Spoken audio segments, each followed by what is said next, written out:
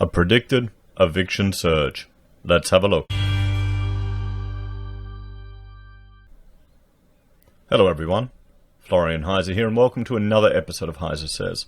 I'm still working through my morning coffee, and I thought we'd have a look at this article from the ABC that's discussing, well, the fears of an eviction surge. Renters in arrears, renters not paying, maybe hashtag rent strike, are worried they might get evicted when all the, well, government interventions in the market are eased off. Now, before we go through this, let's jump over here to the Property Council data room and let's have a look at median house rents. And we've got Canberra as the highest at $580, and this data is from the 2020 February 19th. Sydney $550, Darwin $480. I'm surprised that Darwin's more expensive than Brisbane. Hobart $460. The average is $456. Then we got Melbourne at $430 and Brisbane at $420. Now, it just makes me think, I was renting with Rachel, a little too better, on Wellington Road in Kangaroo Point for about $410, about 5 years ago. And that was with 4 lanes of traffic either side, a dodgy pub up the road, a hippie neighbor who used to have burned things in the backyard. So, yeah, not good quality, but as students, you got to do it. We did have about 5 people living in the house. Adelaide $385, and then Perth at $380. Then if we jump to the median unit rent prices, Sydney takes the lead at $525, Canberra $480, $455 is the average. Then Melbourne $430, Hobart $400, Brisbane $395, Darwin $370, Perth $350, and Adelaide $330. So you can see how if you get a couple of months behind in rent, that can quickly turn into a substantial amount.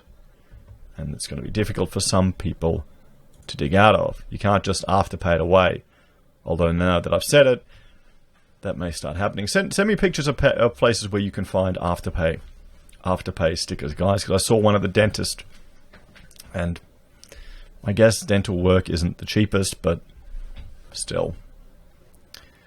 Graphics artist Alishma Warmold and her partner John are dreading September.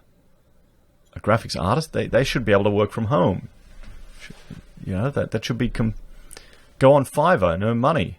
Wait, I'm victim blaming again? No, you can't do that, Florian. That's not what these ABC articles are designed for. Stop it. That is when a memorandum on evictions for residential tenants unable to meet rental payments due to the pandemic will end. Well, see, here's the thing. Only the most insane landlord would just start kicking people out willy-nilly. If they would, unless you were a complete idiot, you would work out a way to keep the person in there, to keep the money flowing in. Just look at the way the market is. Rents are gonna drop.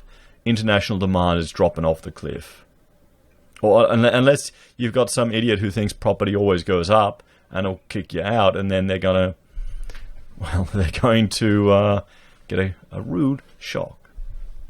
Our fear is that once the memorandum is lifted, we will be evicted 100%, she told 730. Because we've been constantly behind since the pandemic has struck, and we're still trying to play catch up on our rent. So they will boot us out. The couple, both out of work because of the pandemic shutdown, and even with JobKeeper, they are $700 a week worse off. Well, then, you can do graphics arts from home, can't you? Is there less demand for it at the moment? If anything, I thought it would be more okay. So renters suffering hardship given 2 eviction notices. Well, yeah, it's because these rental organizations need to tick all the boxes. They need to tick all the boxes to ensure that they have the capacity to move on the people. Organisers of the newly formed Renters and Housing Union say government measures to protect tenants have not prevented some real estate agents from threatening to evict. Not only have people lost their income almost entirely and their means to be able to rent a home, but they're also having the prospect of losing their home entirely looming over their heads come September. The RAHU organizer Erin, I'm not going to pronounce that, Noyce, told 730. It's incredibly concerning, the power dynamic between renters, real estate agents, and landlords. Melbourne renter Michelle Buckle had received 2 notices to vacate from her real estate agent since March, despite suffering financial hardship due to the pandemic. There's another article was written about how a landlord rocked up to someone's house and the guy wouldn't let them leave until they paid their back rent. Now he's been arrested. This is not how you do it. But the guy managed to find the money. It feels like an incredible, intimidating and scary situation to be in, she told 730. The 32-year-old actor and singer has a compromised immune system. She hasn't worked for months, and even though she receives a disability support pension, her income has halved during the lockdown. The government has said that we are supposed to be safe during this time, that we can't get evicted. We're supposed to be able to negotiate a rent reduction with our agents and with our landlords, but they have not been interested in this at all. Well, you know what you do. You ignore all the rules. You go to the title office and buy the title, and you find out who owns the property, and you contact them directly and say, your agent is intimidating me, breaking all these rules. Let's work out a deal. Then you'll know what type of person it is. Can't hurt. Writing a letter. Rental reductions for some, deferrals for others.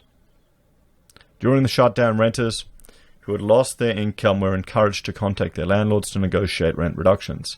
Seeking relief, Ms. Wormald wrote to her real estate agent asking for 6 months rent relief. The landlord responded with an offer of a $40 a week reduction, but only for 3 months. It hasn't made a significant difference, she said. We're struggling to pay the bills. We're falling behind on our rent. The problem is we're living in a culture where no one is preparing for tough times. No one is prepared for the unknown. No one has an emergency fund. No one has 6 months of bills and expenses set aside. And how do they know the landlord isn't doing it tough too? Here's the thing. I've got so many people, so many landlords that have negative geared, 1, 2, 3, 4, 5, 6 properties. They may be at the hill too. They may have no money coming in, and depending on this. Emails and documents obtained by 730 revealed some real estate agents have been pressuring tenants into rent deferrals rather than rent reductions. A lot of renters have been stung, potentially with huge debts racking up that they'll be faced with in September, Ms. Noyce said. Ms. Buckle said she would be happy to negotiate with her agents. Obviously, I don't want to be financially putting anyone else out, she said. But it feels like you're being put in an impossible situation and then been told it's your fault. So the landlords are not moneybags. Well, true. Well, you know what you need to do. You need to get a class action against the Australian government, and insist, was the implementation of the economic restrictions by the Biosecurity Act, were they valid and justified, or do they owe additional compensation to everyone they put out of work? Why not? I'm sure one of the lawyers will jump on that. It'll probably be impossible to even make the argument. Be good to see. Good to at least have the discussion in court. The government may look at different strategies, maybe investing in mechanisms to avoid having to take such drastic actions in the future. Many landlords are also facing financial hardship, but they feel their voice isn't being heard. It comes back to the mentality that landlords are moneybags who can afford it when, in fact, they're not moneybags and they can't afford it. Property manager Joe Natoli told 730. As principal of the Rental Specialist, a company that specializes in property management, she thinks rent deferral should be an option for landlords. Well, I do think it's fair for a landlord to say, I'm deferring a portion of your rent and entering into a payback later on, she said. The landlords shouldn't be out of pocket just as tenants shouldn't be out of pocket. It's fair in certain circumstances, absolutely. President of the Real Estate Institute of Australia, Adrian Kelly, agreed that more help was needed for both landlords and tenants. Many of our property owners have also lost employment, he said. Now, whilst they've been able to hit the pause button on their mortgage, that can't go on forever. So the tenants cannot pay rent forever. This is going to have to be managed, and some form of rental assistance for those tenants is going to be required. A coalition of more than 70 organisations, including tenant unions and frontline housing services, have written to the National Cabinet calling for rental protections to be urgently extended. What do you think, everyone? What do you think? What's the valuation of a property with a tenant in there that doesn't have to pay rent and can't be removed? Would you invest in that? Would you invest in that? Do you think this has taken the tinge or the silver lining of rental properties as an investment strategy, as now you have this element of risk where people just won't pay? And some of these people, well, as you know, some of these landlords aren't in the money. It's a horrific and unfair situation for all parties involved. But it just shows, even the landlords, why haven't they got 6 months of their mortgage payments set aside for their investment property? Why don't they have cash reserves? Surely some of them are paid ahead. Isn't that what they're telling us all in the real estate FOMO articles? Oh, Australian property is fine. Everyone's paid ahead on their mortgage by 6 to 3 years. We'll be no problem. And yet we're seeing articles like this all the time too. And then we're seeing other articles of people that have 6 investment properties, all negative geared, interest only, haven't paid a cent of capital, and they're going to lose everything because capital gain is just drying up. Then the RBA is, suggesting maybe we need to pause the market, or at the very least hide the data from the public. What do you all think, everyone? What's your solution to this? As always, please let me know your thoughts and opinions in the comments below. Please like, share, and subscribe to the channel. If you're a fan and want to support the content I create here, there are a few ways you can. You can join the channel on YouTube or Patreon. You can support us via our affiliate links at Amazon or eBay, or Independent Reserve and Kucoin. You can buy our merch at HeiseSays, support us via Gold Pass, or use PayPal. Take care. I'll see you later today.